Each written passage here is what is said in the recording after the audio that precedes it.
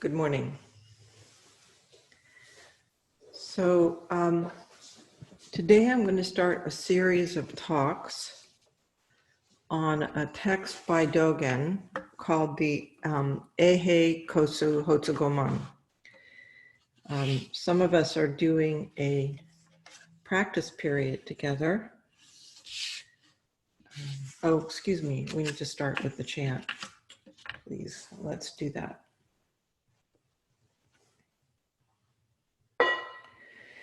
An unsurpassed, penetrating, and perfect Dharma is rarely met with, even in 100,000 million kalpas. Having it to see and listen to remember and accept, I vow to taste the truth of the Tathagata's words. Good morning again. So, as I said, we're going to be talking for a few weeks now about the Eihei Koso Hotsuganmon. Some of us are doing a practice period, studying this, practicing with this, reciting it, being together with it this month. This text has been very important to me for many years. I was introduced to it at Tassajara soon after my ordination as a part of the personal practice for priests. It's to be chanted daily. I can't say I've been utterly faithful in doing that over these last many years, but it is a part of me, this text. I have found it to be a solid touchstone, a foundation for exploration of what a life of practice means. We can think of it as a process, dealing with this text, reciting it, exploring it, as a process of placing one's deepest values at the center of one's life. It requires determination, care, connections, and persistence. It is not about harshness or rigidity. When we do this practice of examining vow, we challenge ourselves to wake up to this life, not define it according to our preconceived ideas. And in so doing, we transform our experience together with all beings. That means we ask questions, and there are no questions that are off the table. Things that seem like ordinary questions, simple questions, are often the most profound. And bring up hard questions, essential aspects of what your experience is. These need to be addressed. So as I said the first evening that we gathered for the practice period, be brave. I want to read you a part of a quote by a Buddhist scholar named Jeffrey Hopkins. And I think he names this. Let's see if I can find it. Looks like I may have lost a little tag to it. Okay, that's fine. What he says, in essence, is that we need to develop a mind willing to change, that the teachings challenge us deeply and we may want to flee, or as he says, sometimes we need to get up and walk around and turn on the television set. So don't be surprised if some of these teachings are a little disconcerting. It's okay. What we want to do is engage with them and have a mind, build a mind willing to change. The Eihei Koso Hotsuganmon is a statement of faith in the Dharma. It is challenging to read words like faith, vow, repentance, karma. So we need to take some time with them. We need to not impose our ideas on them, but rather take them and explore them. We're talking about linguistic translation, which is always tricky. And this is from medieval Japanese. And also cultural translation, personal translation. Sometimes religious differences come into play. This writing was written in 1247 when Dogen was 47 years old. It is drawn from a fascicle, Kessei Sanchoku, sound of stream, form of mountain. And that fascicle was written in 1240. So for those of you that are familiar with Dogen's writings, this is not the Mountains and Rivers Sutra, which was also written in 1240. It's a different text. This was one of the earliest of writings included in Dogen Shobogenzo, which is a compilation of many of Dogen's writings. In the first half or so of this fascicle, Dogen tells us of the transformative encounters with the natural world that happened in the lives of ancestors in our tradition. The title of the fascicle comes from the first of these stories, in which layman Dongpo, who, after many years of practice, as Dogen put it, awakened to the way upon hearing the sound of the evening current of a valley stream. It is said Dongpo heard the sound of a stream as the preaching of the Dharma and saw the mountain as the body of the Buddha. Dogen then tells us of other such encounters and encourages us to follow them. He also very strongly tells us not to get sidetracked by fame and gain. He says right now, we can arouse the spirit and aspiration of the Bodhisattva, a being devoted to awakening with and for all beings. Dogen wrote this fascicle,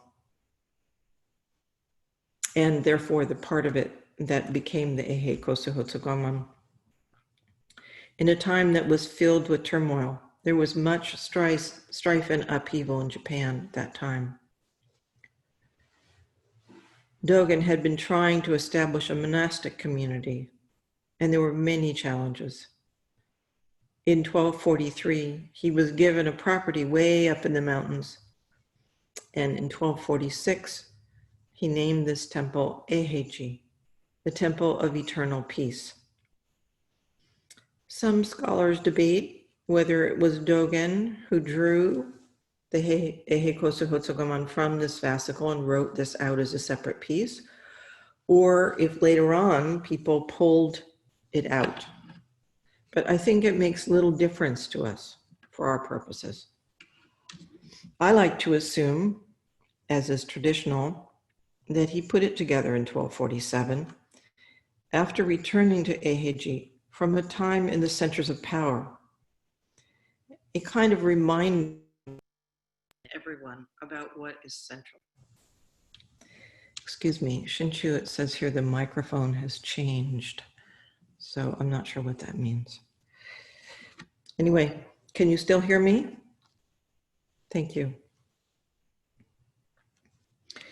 So imagine you have dedicated your life to practicing the way of the Buddha since you are a young person. You have taken a dangerous journey to China to encounter the teachings and practices that are in living teachers and communities that have been carrying this on for generations. You have struggled to found a community and you want to communicate what is essential. You can ask yourself, what are the points that you would make? What is crucial to you? This is Hotsuganmon, a statement of intention, commitment, meant as a reminder for everyday practice to keep clear what is one's fundamental direction. A writing meant to arouse the spirit of practice. It's personal. To make such a vow is to say out loud that we want to follow and make real the Buddha way. That is what Dogen is doing here. This is his voice. There are other Hotsuganmon, besides Dogen's, many, it would seem. To read, recite, and study them is to come in close contact with the heart and mind of those who are dedicating their lives to the practice of Buddhism. We have a dialogue with these writings, with these voices. I mentioned last time I spoke of the power of this kind of study, of being willing to deeply consider what you can be taught by them, how you can be touched and changed by the encounter. This is a kind of endless, rich study. Finding the words and images that express your intention, your aspiration, your vow, can also be an inspiring practice. So I encourage all of you, whether you're in the practice period or not, to consider taking some time to do that. So let's dive into the text. I'm going to talk today about the very first section, so I'd like to read it to you.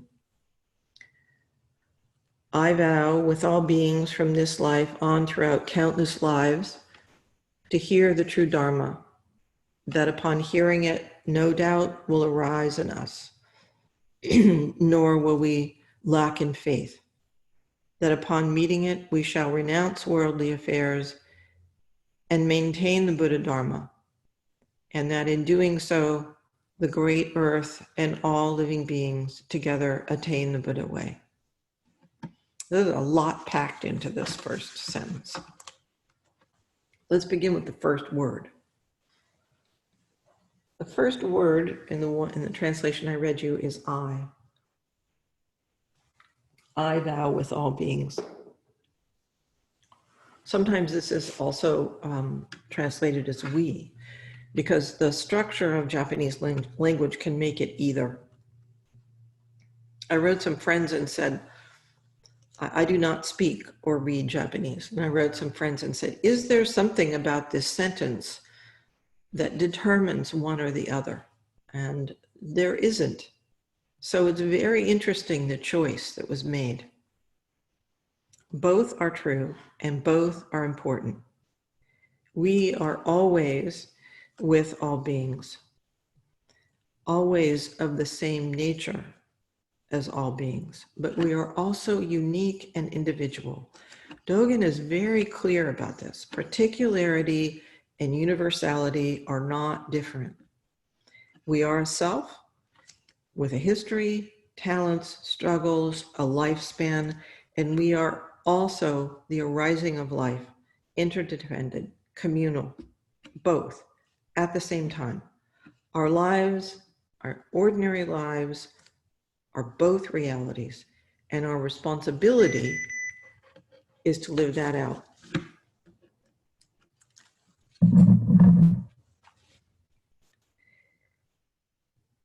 An I that is never separate from all being cannot be. Think about it. Is there some way that you can be apart from all of reality? Even if you lived on another planet, you would still be a part of reality. So we are unique, and we are also always with all beings. The next word is vow. I vow. We vow. This being vows. To vow is to commit.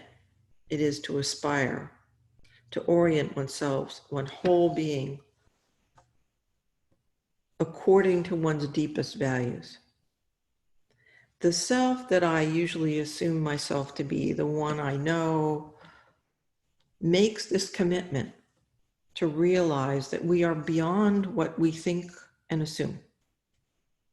And when we do this, we come alive with all beings. We realize that we are intimate with all being, and we live in accord with that reality. One way to think of this is as if we were a jumble of metal filings, a heap.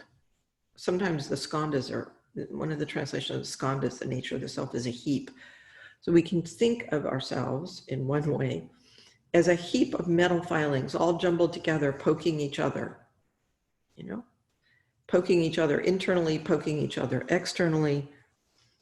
And the power of our intention is like a magnet that lines all these metal filings up. And if you've ever seen it, it's kind of beautiful the way these come together.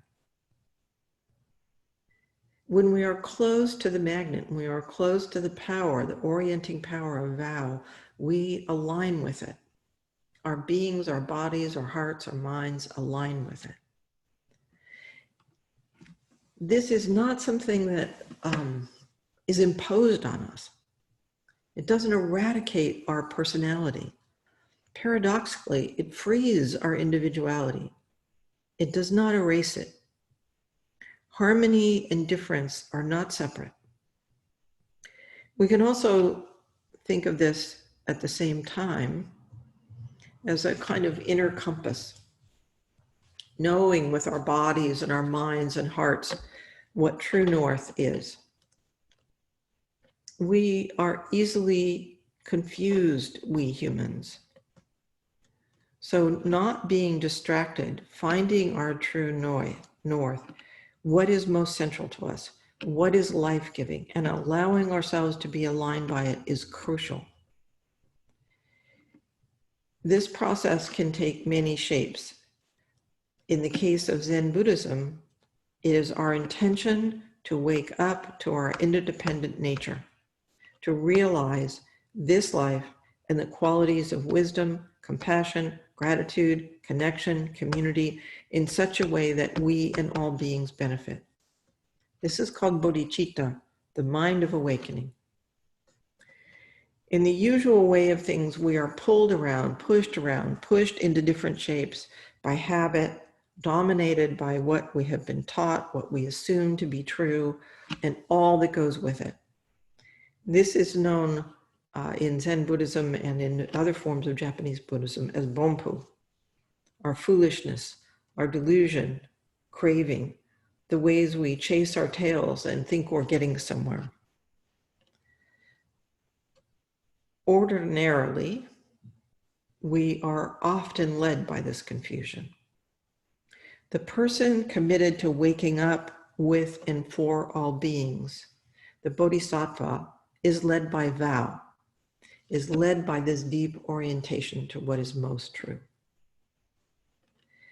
Bodhisattva vows, and we will recite them at the end of our lecture here.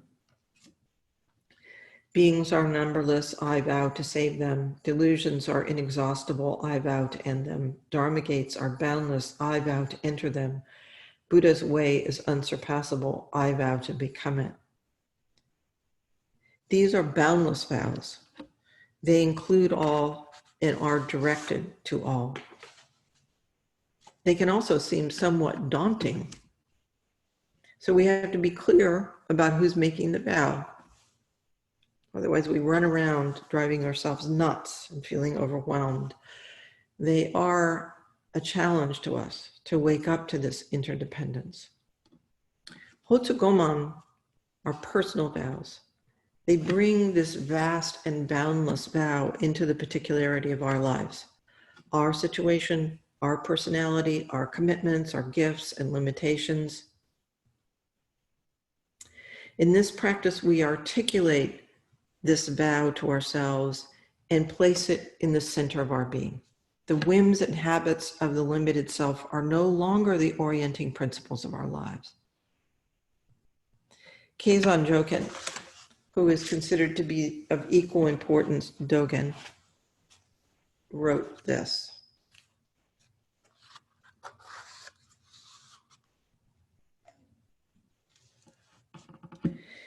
These are his personal vows. I will arouse Bodhi mind in each and every lifetime and practice at the place of my original teacher. This was his first vow. Very specific. Practice at the place of my original teacher. Together with him. The second vow is the one, he says, the second vow is the one that was my compassionate mother's will as she was passing away. That is the vow to be a bodhisattva who saves women. Following her final request, I will protect and maintain it. So this is, again, a specific vow that he makes.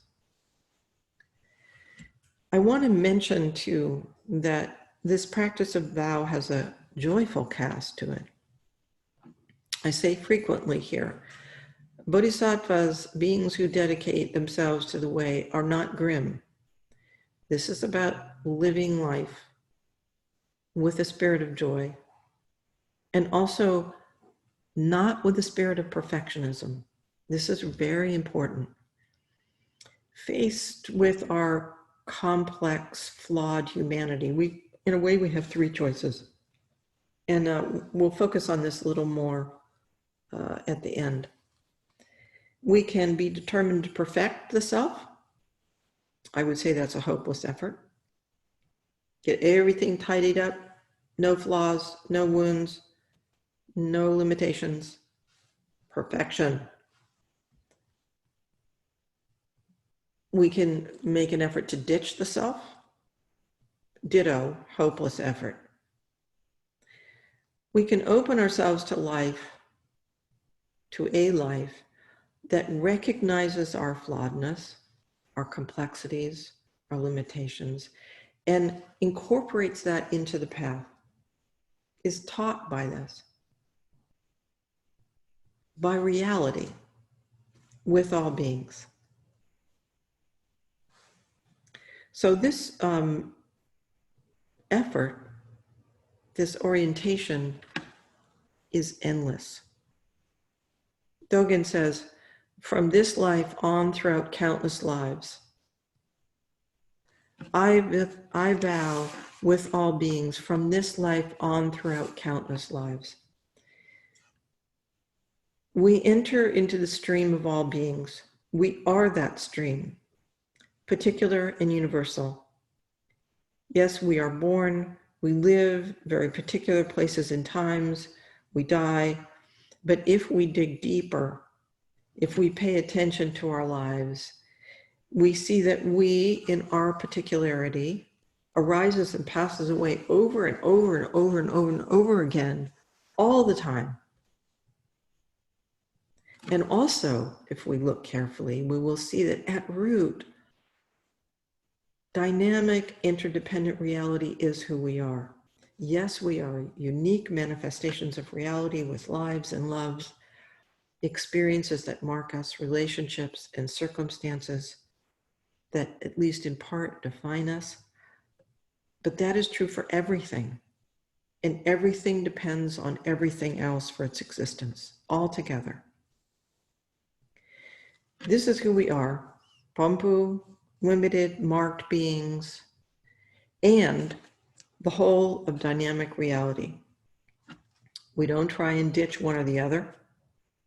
A bodhisattva lives right in the midst of that, in both realities, seeing clearly, at least at times, our true nature, and living out our connection with all beings in this messy world.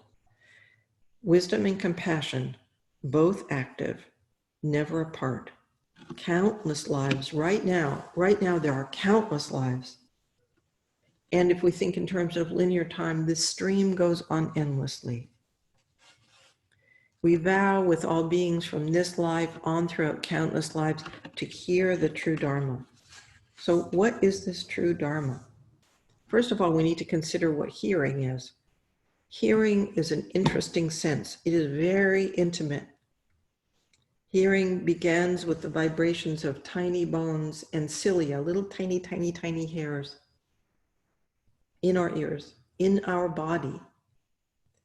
We say we hear something based on these vibrations when our brains recognize it. But we know that there are many, many, many sounds that we cannot hear. We are not a whale or a dog or a bee. Also, our brains tune out so much of what we can hear. We need to do this to make sense of the world and not be overwhelmed by it. But we know that doing this also limits us. Reality is far more vast than we can perceive. And this reality is not an abstraction. It is what we live in, what we are made of, what is happening right now. The true Dharma is reality itself, all of it. Dogen wrote many times that all aspects of reality, even inanimate, so-called inanimate objects, preach the Dharma. All of reality expresses itself. This is the whole great earth. As I mentioned earlier, Dogen writes often, the natural world is a central teacher. What we call the natural world, well, what's not natural, but anyway. Buddha, that is awakening to reality and expressing that awakening with all beings, is present always. When we wake up to reality, we hear Buddha's voice in the sound of the stream.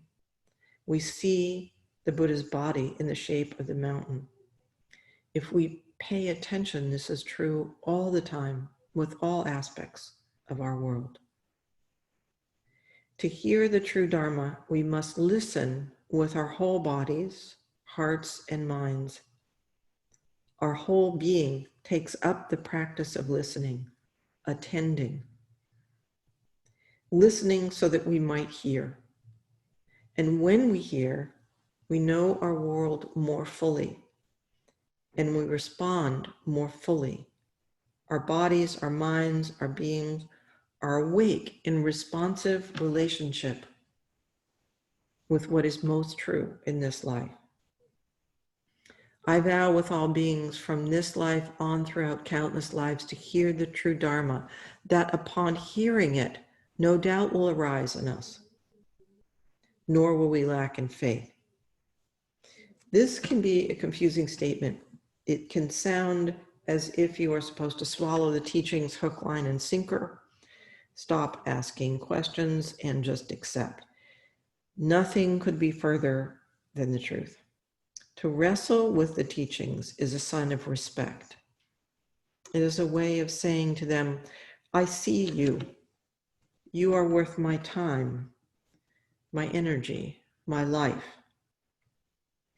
I'm going to speak about faith more later.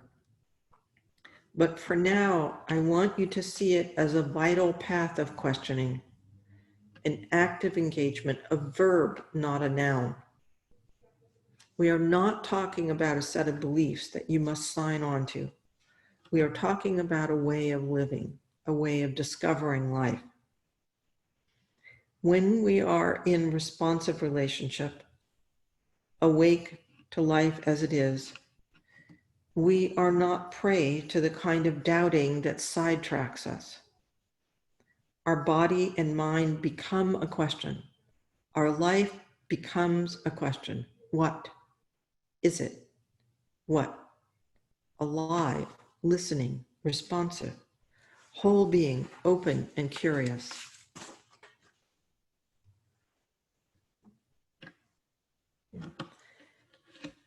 I vow with all beings from this life on throughout countless lives to hear the true Dharma, and that upon hearing it, no doubt will arise in us, nor will we lack in faith. Will we be burdened by a kind of doubt that keeps us from being fully alive. That upon meeting it, we shall renounce worldly affairs and maintain the Buddha Dharma. We will meet reality, or as Suzuki Roshi said, things as it is, fully, in each moment. We do that whether we see or hear it or not. At the beginning of the lecture, we chanted, an unsurpassable Dharma is rarely met with even 100,000 million kalpas. That's a long, long, long, long time, an unimaginably long time. What this statement means is that it's not that the Dharma is not there, it's that we do not meet it. Who is this I that thinks itself separate from unsurpassable reality in this moment? This I chasing our tail, we miss everything but our tail. It can be a pretty tail, it can be a tasty tail, it can be a bitter tail. We can spin and spin and spin and spin and spin. But that tail is all we see in that limited way. When we expand our vision, our hearing, our being, our world changes. And we have the opportunity to let go of those things that keep us bound. Worldly affairs are not our day-to-day responsibilities. These worldly affairs that Dogen is referring to. He's not saying we should abandon our lives. We go into this in a way that's not distracted. The Buddha Dharma does not take place outside of our lives. In fact, when we are distracted, chasing after mirages, empty goals, that is when our lives become this distraction. So to renounce that means to remember, to come back to this center of gravity.